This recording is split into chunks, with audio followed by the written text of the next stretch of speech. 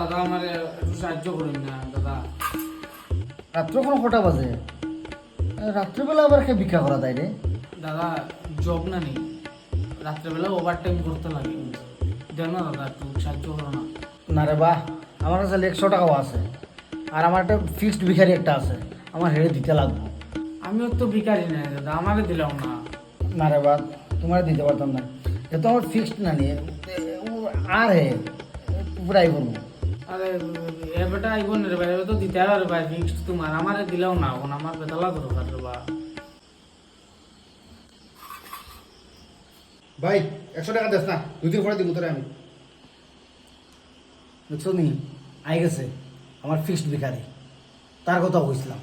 सारी उम्र मैं जो कर जा बड़े आ रहा, तेरे पीछे ये जिंदगी सरकस हो गई।